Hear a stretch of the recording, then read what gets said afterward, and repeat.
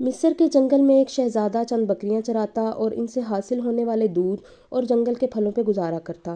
وہ تھا تو شہزادہ، مگر نہ تو اس میں بادشاہوں والا غرور تھا اور نہ ہی وہ جاہ و جلال۔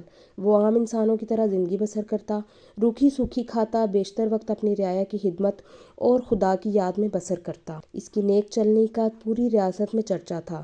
اسے یہ خصوصیات اپنے رحم دل باپ سے وراثت میں ملی تھیں۔ ایک دن شہزادہ معمول کے مطابق رعایا کے مسائل سننے کے بعد جنگل میں دنیا سے بے نیاز خدا کی یاد میں محو تھا کہ اس نے دیکھا کہ ایک غریب لکڑہارا اپنے گدھے کو ساتھ لیے ہوئے لکڑیاں کاٹ رہا ہے اور اس سے باتیں بھی کیے جا رہا ہے، حالانکہ اسے معلوم تھا کہ نہ تو گدھا اس کی بات سن رہا ہے نہ ہی سمجھ رہا ہے، اور پھر وہ زار و قطار رونے لگا۔ شہزادہ یہ دیکھ کر بہت حیران ہوا کہ لکڑہارا روزانہ لکڑیاں کاٹتا، گدھے سے چند باتیں کرتا اور پھر پھوٹ پھوٹ کے رونے لگتا۔ چند روز یہی معاملہ رہا۔ جب رحم دل شہزادے سے اس کا رونا دیکھا نہ گیا اور وہ یہ گتھی سلجھانے میں ناکام رہا تو بالآخر درخت کی اوٹ سے باہر آ گیا اور لکڑہارے سے پوچھا، اے لکڑہارے، تیرے اس طرح بلک بلک کر رونے کی وجہ کیا ہے؟ غریب، بوڑھا، ہمدرد انسان سامنے پا کر اور شدت سے رونے لگا اور سسکیوں کے ساتھ اپنی بدبختی کی کہانی سنانے لگا۔ میرا ایک بیٹا تھا جسے خدا نے بے تحاشا دولت سے نوازا تھا، ہر طرح کا عیش اسے میسر تھا، مگر اس دولت کا غرور اس کے تن بدن پر اس قدر حاوی ہو چکا تھا کہ اسے اپنی دولت کے سوا کچھ دکھائی نہ دیتا تھا۔ اپنے غریب رشتہ داروں کو دھکے دیتا، انہیں ذلیل و رسوا کرتا۔ پھر اس کی بربادی کا دن آ گیا اور میری دور کی ایک رشتہ دار دوسری ریاست سے میرے گھر سوالی بن کر آئی، یہ سوچ کر کہ مشکل میں اپنے ہی کام آتے ہیں۔ وہ بہت غریب تھی، اس کی بیٹی کی شادی تھی مگر کوئی انتظام نہ ہو پایا تھا۔ اسے کچھ رقم کی ضرورت تھی۔ وہ اللہ کی نیک بندی تھی، بیشتر وقت عبادت میں گزارتی تھی، مگر میرا بیٹا دولت کے نشے میں اندھا ہو چکا تھا۔ اس عورت کو دھکے مار کے گھر سے نکال دیا۔ یہی وہ وقت تھا جب ہماری بربادی شروع ہوئی۔ اسی رات سرخ آندھی چلی، بجلی کڑکی اور تیز بارش ہوئی۔ میں اور میرا بیٹا اپنے نرم بستر پر میٹھی نیند سو رہے تھے اور وہ عورت پوری رات ہمارے دروازے سے لگی روتی رہی۔ شدید طوفان اور رات کے گھنے اندھیرے میں دوسری ریاست واپس جانا اس کے لیے ممکن نہ تھا، اور وہ ضعیف عورت پوری رات اس طوفان کا مقابلہ کرتی رہی اور میرے بیٹے کو رحم نہ آیا۔ صبح جب میری آنکھ کھلی تو مجھ پہ قیامت ٹوٹ پڑی۔ میرا بیٹا گدھے کی صورت اختیار کر چکا تھا۔ گھر کا سارا سامان آسمانی بجلی گرنے سے جل کر خاک ہو چکا تھا۔ سب کچھ برباد ہو گیا تھا۔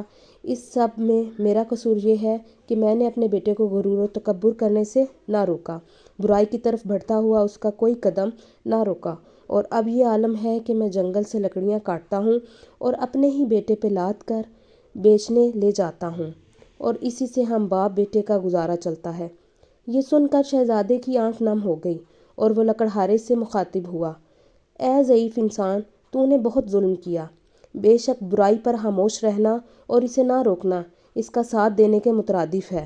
تو نے اپنے بیٹے کو برائی سے نہ روکا، مجھے تیری حالت پر افسوس ہے۔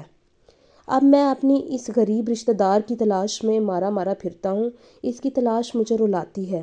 شاید وہ میری امداد کر سکے، وہ مجھے مل جائے، میں اس سے معافی مانگوں، شاید میرے گناہوں کا ازالہ ہو سکے، مگر افسوس وہ مجھے کہیں نہیں ملتی۔ یہ کہہ کر لکڑہارا رونے لگا۔ شہزادے نے اس کے آنسو پونچھتے ہوئے کہا، تو اپنے گناہوں کی معافی اللہ سے مانگ، وہ بہت رحیم ہے۔ اگر اس نے تجھے معاف کر دیا تو وہ تجھے اس عورت تک پہنچانے کا کوئی نہ کوئی سبب ضرور بنا دے گا۔ وہ بہت مہربان ہے، اپنے بندوں پر ظلم نہیں کرتا۔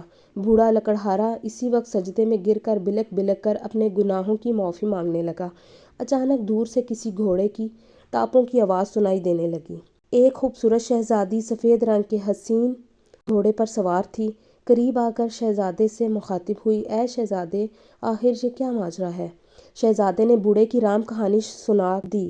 شہزادی کی آنکھوں میں آنسو جاری ہو گئے اور وہ گھوڑے سے اتری اور لکڑہارے سے کہنے لگی، میں ہی وہ لڑکی ہوں جس کی ماں تیرے در پر سوالی بن کر آتی تھی، مگر اے بدبخت، تیرے مغرور بیٹے نے اس نیک عورت کی زندگی ہی چھین لی۔ ساری رات تیرے دروازے پر تیز بارش میں طوفان کا مقابلہ کرتی رہی کہ شاید تجھے رحم آ جائے۔ بالآخر تیز بارش کی ٹھنڈی بوندوں کی وہ بوڑھی جان برداشت نہ کر سکی اور دنیا سے چلی گئی۔ جب صبح ہوئی تو رحم دل بادشاہ معمول کے گشت پر تھا۔ اس کا وہاں سے گزر ہوا۔ وہ میری ماں کو جب گھر لایا تو ماں کی لاش دیکھ کر میرے پیروں تلے سے زمین ہی نکل گئی۔ اب میرا سہارا کوئی نہ تھا۔ بادشاہ یہ سب دیکھ کر بہت پریشان ہوا۔ بالآخر اس نے مجھے اپنے ساتھ لے جانے کا فیصلہ کیا۔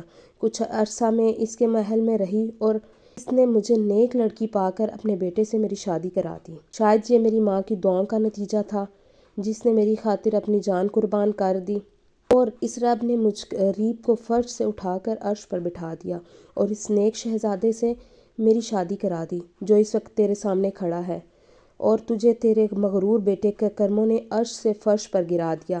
خدا کی قدرت دیکھ کر لکڑہارا شرمندگی سے زمین میں گڑتا جا رہا تھا اور رو رو کر شہزادی سے معافی مانگی۔ شہزادی بہت رحم دل تھی۔ لکڑہارے کے آنسوؤں سے اس کا دل بھر آیا اور اس نے اس کو معاف کر دیا۔ خدا کی قدرت، لڑکا اس لمحے اپنے اصل روپ میں واپس آ گیا اور خدا کے حضور سجدے میں گر گیا اور شہزادی سے بھی معافی مانگنے لگا۔ شہزادی نے اسے بھی معاف کر دیا۔ بالآخر دونوں باپ بیٹا اپنی جھونپڑی کی طرف روانہ ہو گئے۔